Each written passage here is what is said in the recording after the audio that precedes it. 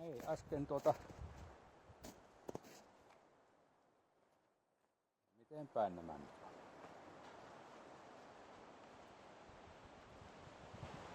Halkaistiin semmonen 40 senttiä paksu tuo mäntypölkky.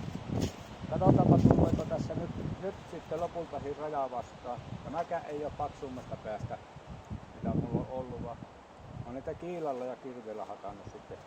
Yhden kerran halakin ennen koneeseen laittaa näitä isoimpia.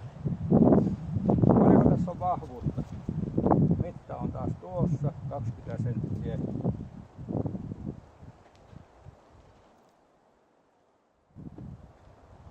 On noin päin 35. No tuosta.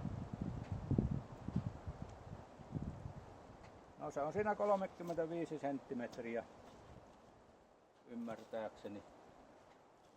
Ehkä enemmän. No pitemmittä lätinöitä, niin kokeillaanpa lähteekö halkia. Onko mulla muuten se video edes päällä siinä? Näkkypä olet. Kokeillaanpa tämän mörköpingin rajo. Nyt lähtee. Eikö ohi mennä?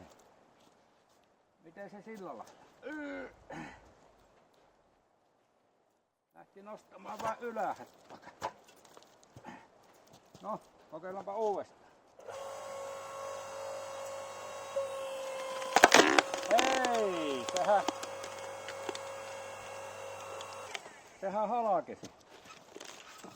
Eikä tehnyt tiukkaa.